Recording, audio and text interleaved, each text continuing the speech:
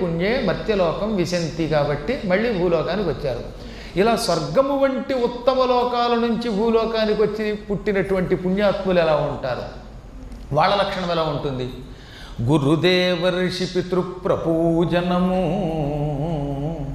సద్గోష్ఠీ ప్రియత్వంబు సుస్థిర సత్యోక్తి సమస్తభూతదయ మైత్రీ సాధు సాంగత్యముల్ పరలోకాభ్యుదయ క్రియారతి శృతి ప్రామాణ్య సందర్శనంబు అరయన్ స్వర్గముబాసి పుట్టిన మనుష్యశ్రేణి సంజల్నృప.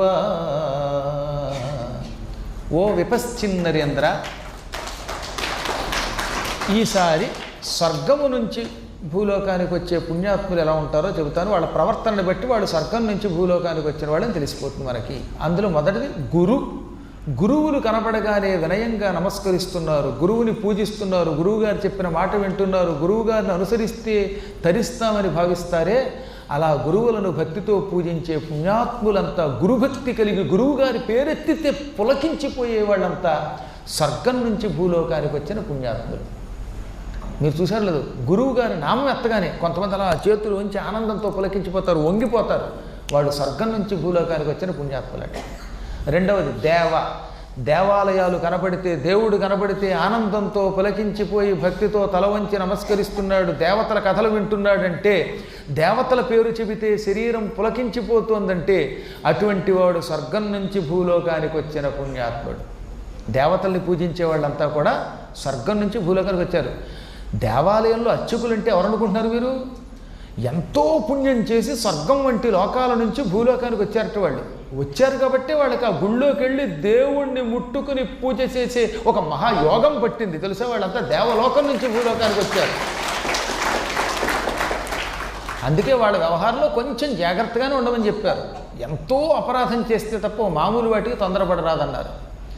ఈ విధంగా దేవతలను పూజించేవాడు స్వర్గం నుంచి భూలోకానికి వచ్చిన పుణ్యాత్ములు. ఋషి ప్రపూజనం, ఋషులను కనపడగానే పూజిస్తున్నారంటే, ఋషులంటే ఈ కలియుగంలో మనకు కనిపించేది శృంగేరి పీఠం, కంచిపీఠం, ఇటువంటి వాళ్ళు ఋషులంటే ఇంకెంతకంటే వేరే దేవుళ్ళు లేరు మనకి. ఆ మహానుభావులైన మహర్షులు కనపడగానే సాష్టాంగ దండ ప్రణామం ఆచరించి వారిని పూజించాలి. అలా పూజిస్తున్నారంటే వాళ్ళు స్వర్గం నుంచి భూలోకానికి వచ్చిన పుణ్యాత్ములు. పితృప్రపూజనం, పితృదేవతలు అంటే ఎవరు? మాతాచ పితాచ పితరౌ, తల్లి తండ్రి ఇద్దరిని కలిపి పితృమూర్తులు అంటారు.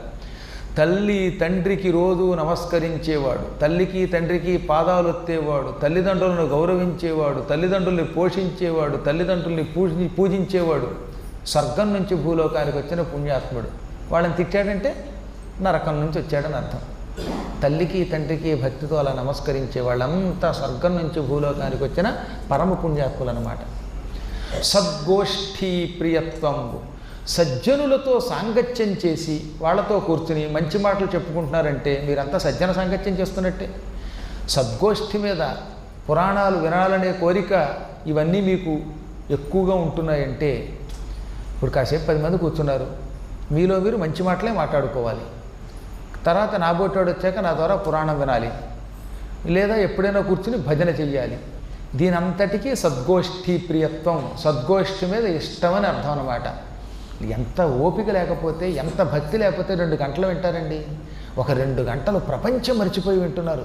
ఏదో అప్పుడప్పుడు ఒకరిద్దరు కొంచెం సణిగినా, ఎక్కువ మంది 199 మంది అత్యంత ప్రీతితో పరమభక్తితో వింటున్నారు. వాళ్ళు పుణ్యాత్ములుగా ఏమవుతారు? ఇలా శ్రద్ధగా పురాణ గాథలు విని సజ్జన సాంగత్యంతో ఉండి గురువుల మీద భక్తితో ఉండేటటువంటి వాళ్ళంతా స్వర్గం నుంచి భూలోకానికి వచ్చిన పుణ్యాత్ములట. సుస్థిర సత్యోక్తి, సుస్థిర సత్యోక్తి, చక్కగా సత్యం పలికేవాడు, ఎప్పుడూ సత్యం మీద నిలబడే పుణ్యాత్ములు ఉంటారు. కొంతమంది అటు సూర్యుడు ఇటు పొడిచినా అసత్యం ఆడరు, సత్యం మీదే నిలబడతారు. సత్యం కంటే గొప్ప ధర్మం వారికి లేదు, సత్యమే దైవం, సత్యమే ధర్మం. ఇలా సత్యం మీద నిలబడే పుణ్యాత్ములంతా కూడా స్వర్గం నుంచి భూలోకానికి వచ్చిన పుణ్యాత్ములు. సమస్త భూతదయ, ప్రతి ప్రాణిని ప్రేమించడం కష్టం అండోయ్. కొంతమందిని ప్రేమిస్తాం, కొందరికి ప్రేమించలేము. కొందరికి ఆవు అంటే ఇష్టం, కొందరికి గేదెంటే ఇష్టం, కొందరికి గొర్రె అంటే ఇష్టం, కొందరికి చేప అంటే ఇష్టం. ఇలా ఒక్కొక్కడికి ఒక్కొక్క వస్తువు ఉంటుంది. కొందరికి మనుషుల్లో కూడా కొంతమందిని చూస్తే అసహ్యం, కొందరు చూస్తే ఆనందం వస్తాయి. అలా కాకుండా వ్యక్తిగత కారణాలతో కొందరిని ప్రేమించి కొందరిని ప్రేమించలేకపోయినా ఏ ప్రాణిని ద్వేషించకుండా ఉండాలి. ప్రాణులను దయతో చూడాలి. అయ్యో ఆ ప్రాణిలో కూడా పరమాత్మ ఉన్నాడు, ఏతడిలో కూడా పరమాత్మ ఉన్నాడు అనుకోవాలి. ఇలా సమస్త భూతములను దయతో చూడడం ఉందే అది చాలా గొప్ప లక్షణం. అసలు దయ కంటే గొప్ప తపస్సు లేదు, దయ కంటే గొప్ప యజ్ఞం లేదు. కరుణ అనేక యజ్ఞముల యొక్క ఫలితం ఇస్తుంది. ఆ భూతదయ కలిగిన వాడు స్వర్గం నుంచి భూలోకానికి వచ్చిన పుణ్యాత్ముడు. మైత్రి, ఎప్పుడు స్నేహం తప్ప ఎవరితో విరోధం పెట్టుకోరు. కొంతమంది అవతల వాడు తిట్టినా పట్టించుకోవట్లేదు, నవ్వుతూ ఉంటాడు. ఇలా మిత్రత్వం తప్ప శత్రుత్వం కోరుకోని పుణ్యాత్ములు ఉంటారే, వీళ్ళంతా స్వర్గలోకం నుంచి భూలోకానికి వచ్చిన పుణ్యాత్ములు. కొంతమంది ఉంటారు, అసలు ఉన్నారని కూడా తెలుసా మీకు? అహ్మదాబాద్ నుంచి ఈ రామకృష్ణ గారు ఆయన భార్య పురాణం వినడానికి 40 రోజుల పాటు వచ్చారు. చాలా కష్టం, ఎక్కడ అహ్మదాబాద్, గుజరాత్ నా మీద ఉన్న భక్తితో వచ్చి ఇక్కడ పడున్నారు. వాళ్ళు నేల మీదే పడుకుంటున్నారు, ఏమన్నా తింటున్నారో నాకేం తెలియదు. అసలు వాళ్ళు ఏం చేస్తున్నారో తెలియదు. కుయ్యనరు కయ్యనరు పక్కనే ఉంటారు. ఇది చాలా కష్టం అండి. అలా మైత్రితో ఎక్కడికి వెళ్ళినా అడ్జస్ట్ అయ్యే పుణ్యాత్ములు ఉంటారు కొందరు. వాళ్ళు ఏమంటారంటే వాళ్ళని స్వర్గం నుంచి భూలోకానికి వచ్చిన పుణ్యాత్ములు అంటారు. సాధు సాంగత్యములు, సాధువులతో స్నేహం చేసి దుర్మార్గులతో స్నేహం చేయకుండా ఉండేటటువంటి పుణ్యాత్ములు స్వర్గం నుంచి భూలోకానికి వచ్చిన వాడు. పరలోకాభ్యుదయ క్రియారతి, ఈ లోకమే కాదు, ఇవాళ ఈ భూమి మీద కొంతకాలం ఉంటాం, సంపాదిస్తాం, ఇళ్ళు కట్టుకుంటాం, వివాహాలు చేసుకుంటున్నాం, పిల్లల్ని కంటున్నాం, తర్వాత శరీరం విడిచిపెడుతున్నాం. కాబట్టి భూమి శాశ్వతం కాదు. ఈ లోకం కంటే పైన పరలోకాలు ఉన్నాయి. ఈ పరలోకాల్లో సుఖం పొందాలి, నరకం వంటి వాటికి వెళ్ళకూడదు, స్వర్గం వంటి ఉత్తమ లోకాలకి వెళ్ళాలని కోరుకుంటూ దానికోసం మంచి పనులు చేసేవాళ్ళని ఏమంటారు? పరలోక అభ్యుదయ క్రియారతులు. ఉత్తమ లోకాలకి వెళ్ళడానికి ప్రయత్నించువారు, మంచి పనులు చేయవారు. ఎందుకని ఈ భూలోకం శాశ్వతం కాదు కదా. ఎప్పుడొకప్పుడు అందరం వెళ్ళిపోవలసిన వాడు. ఇక్కడ ఉన్న వస్తువులన్నీ విడిచిపెట్టి ఎవరితో సంబంధం లేకుండా వెళ్ళిపోతాం. చెప్పడం కూడా చెప్పకుండా పోతాం. అప్పటిదాకా పక్కనే కూర్చుంటుందా భార్య, వెళ్ళొస్తాను, నా కోసం ఇంద్రుడు వచ్చాడు లేక ఎవడు వచ్చాడని చెప్పడానికి టైం ఉండదు వీడికి.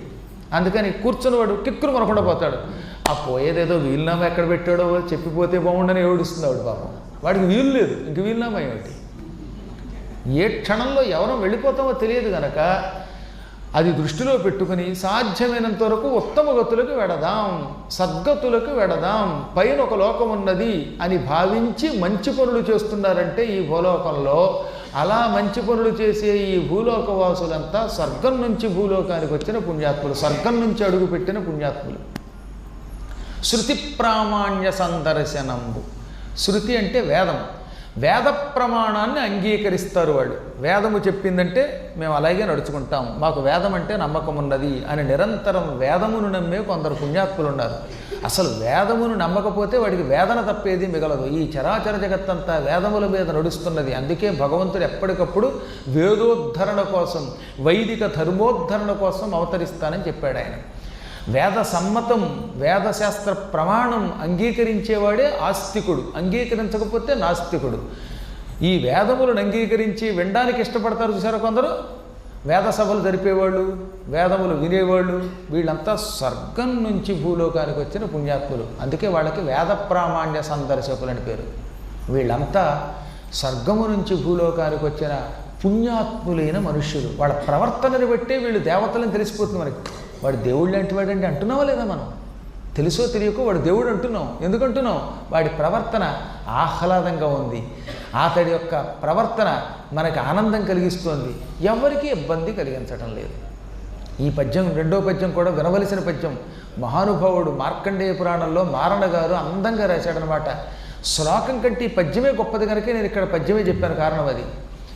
గురుదేవర్షి పితృప్రపూజనము, సద్గోష్ఠీ ప్రియత్వంబు, సుస్థిర సత్యోక్తి, సమస్త భూతదయ, మైత్రీ సాధు సాంగత్యముల్, పరలోకాభ్యుదయ క్రియారతి, శృతి ప్రామాణ్య సందర్శనంబు అరయన్, స్వర్గము వాసి పుట్టిన మనుష్య శ్రేణి సంజల్ నృపా. ఓ విపశ్చిన్ మహారాజా, ఇప్పుడు నీకు అర్థమైంది కదా స్వర్గం నుంచి వచ్చేవాళ్ళ ప్రవర్తన ఎలా ఉంటుంది, నరకం నుంచి వచ్చేవాళ్ళ ప్రవర్తన ఎలా ఉంటుంది. ఇవన్నీ తెలుసుకుని ఓహో వీళ్ళు ఉత్తములు వీళ్ళు దురాత్ములు అని గ్రహించు. ఇప్పుడు నువ్వు అడిగావు కాబట్టే నరకం అంటే ఏమిటి, నరక బాధలు ఎన్నుంటాయి, వీళ్ళంతా ఎందుకు పొందుతున్నారు, ఎవరు ఉత్తములు ఎవరు దుష్కృతులో చెప్పాను. ఇప్పుడు నువ్వు చూస్తున్న ఈ పాపాత్ములు ఉన్నారు, ఇందాక తెగ ఏడుస్తూ ఈ అమిత కర్దం అనే నరకంలో ఉన్నారే, వాళ్ళంతా పూర్వ పాపాలు అనుభవిస్తున్నారు. ఇక్కడ ఒక విషయం మర్చిపోకూడదు, ఈ కథ చెబుతున్నవాడు జడుడు వాళ్ళ నాన్నకి హఠాత్తుగా చెప్పాడు 16వ ఏట. అప్పుడు చెబితే ఏమన్నాడు, గడచిన ఒకానొక జన్మ 15వ జన్మ, వెళ్ళిపోయిన పాత జన్మల్లో 15 జన్మల క్రితం నేను ఒక ఆవు మంచినీళ్ళు తాగుతూ ఉంటే దాన్ని కొట్టా, ఆ పాపంతో అమిత కర్దమం అనే నరకంలో పడ్డా.